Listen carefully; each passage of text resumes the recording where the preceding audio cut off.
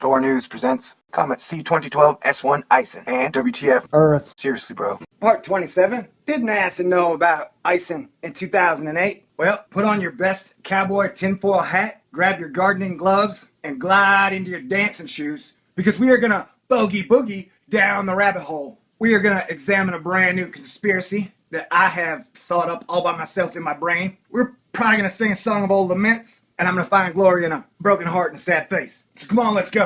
All right, here's the deal. I'll start you off with the meat and the donuts first. In 2008, NASA got very interested in the moon's atmosphere. And now in 2013, September, they're launching the LADEE satellite to orbit the moon. The solar system is like a big clock, and it sure feels like it's tick-tocking faster. Oh, time is a funny thing. 1972, the end of the NASA All-Star era, post-JFK, AD Jimmy Janis. NASA made its final manned trip to the moon. Asterisk. It sounds like they had a great American time. They rode moon bikes, they checked out young baby moon volcanoes, and they saw an amazing, unexplainable glow at sunset. They believe it was like magic dust, but they didn't know. So now, 36 years later to be exact, or 2008 to be specific, they publicly proposed LADEE in their 2009 year budget. LADEE, which stands for Lunar Atmosphere and Dust Environment Explorer, or LADEE. Say it how you want, really. LADEE is the ultimate dustbuster detective investigator satellite robot that ever went online. They're going to launch her ass into space this September from a brand new place. Are you still here? All right.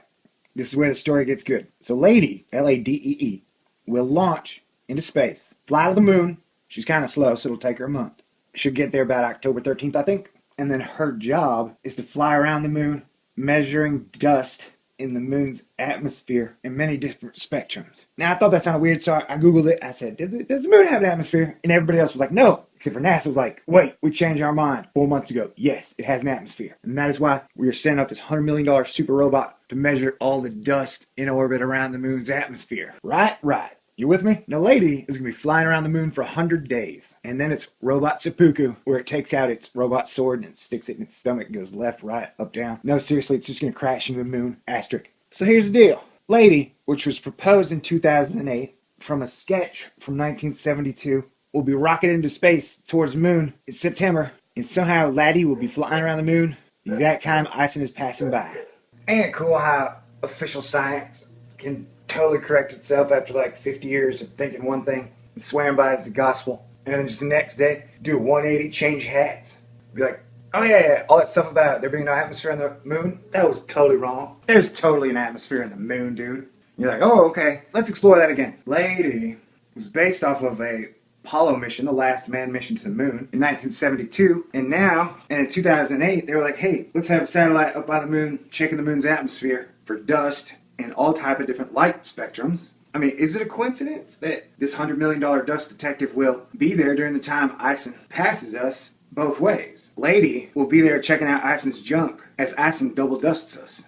Now, is it a conspiracy? Like, okay, so NASA knew about this at least as early as 2008? Or is it just a coincidence that because of NASA's awesome karma, they just got lucky and happened to have a dust detector flying over the moon when all this happens? Now, honestly, the doomiest aspect of ISON has always been the dust, because it sounds like wormwood. You don't know what that's made of, and if that thing is going to pump like a quadrillion pounds of dust into Earth's atmosphere, that could change stuff, man. You know, who knows? Maybe comets are seeds of the future.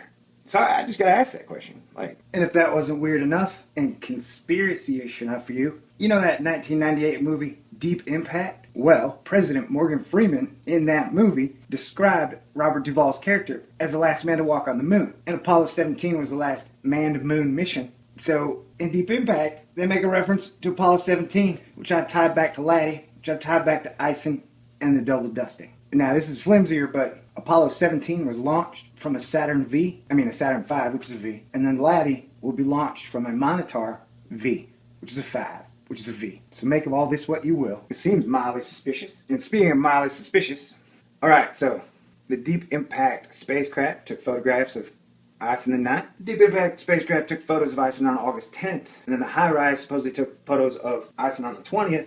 And guess what? We have not had a chance to see them. Once again, I want to point out that I don't blame NASA at all for this, because since 9/11, I believe NASA has mainly been scripted to help Homeland Security keep track of every single moving creature on the planet, because we've been at war, we're in war, and now that we're about to get in another war, I'm sure NASA's being called into action. So they probably don't have time to like develop the photographs and then release them, right?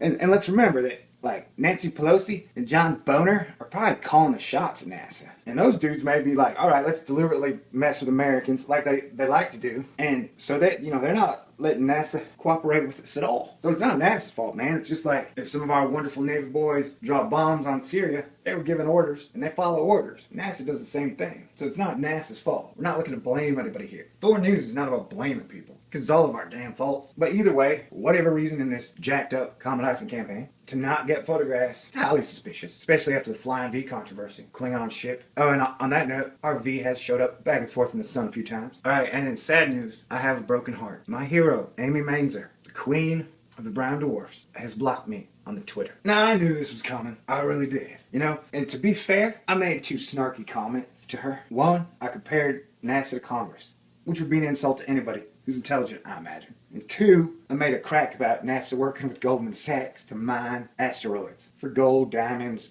and, you know, chemicals that could probably make weapons. So after those tweets, I'm sure she got upset, blocked me, which is fine. She wouldn't have ever been able to tweet me anyways. I'm sure that's rule and regulation. But what I wasn't really prepared for was, I don't know if you guys have heard of a guy named Phil Plait. Apparently he's a big astronomer guy. He's got like 300,000 followers on the Twitter. I only tweeted him 3 times. And I was pretty polite and just said like, hey dude, why haven't we seen the deep impact photographs from the 9th to 10th? Hey dude, why haven't we seen the deep impact photographs from the 9th to 10th? This is a valid question. And he blocked me, dude. I'm like, WTF, bro? Seriously? Seriously, bro. All I did was ask a valid question. You know, there's no reason why we can't ask why we haven't seen the photograph. Like, so why would you block me? So here's my guess. Amy and Phil are dating, and Phil got jealous, because they pretty much blocked me at the same time. So they're probably at some hoity-toity party, and Phil was like, That THOR News is no good. We need to block him. We cannot give those YouTube peasants any type of validity. well, Phil, that is disappointing. But I understand. Jealousy is a monster, and it can get to the best of us. But I do wish you and Amy the best of luck. As a classic romantic, I root for people in love, and I think you guys are a fantastic couple. And I'm sure you'll have super science babies and stuff. I just want to say God bless everybody. You know, at this point, I don't know if it's a hoax, a red herring, wormwood, giant shotgun blast after it comes around the sun. Who knows what it is. But just live life to the fullest, party people, and try and be nice to other people. It's the only way to go. This is a THOR News presentation. THOR News presents Comet C2012 S1 ISON and WTF Earth. Seriously, bro. Part 27. Did NASA know about ISON in 2008? Well, put on your best cowboy tinfoil hat, grab your gardening gloves, and glide into your dancing shoes, because we are gonna bogey boogie down the rabbit hole. We are gonna examine a brand new conspiracy that I have thought up all by myself in my brain. We're probably gonna sing a song of old laments, and I'm gonna find glory in a broken heart and a sad face. So come on, let's go. All right, here's the deal. I'll start you off with the meat and the donuts first. In 2008, NASA got very interested in the moon's atmosphere. And now in 2013, September, they're launching the LADEE satellite to orbit the moon. The solar system is like a big clock, and it sure feels like it's tick-tocking faster. Oh, time is a funny thing. 1972, the end of the NASA All-Star era, post-JFK, AD Jimmy Janis. NASA made its final manned trip to the moon. Asterisk. It sounds like they had a great American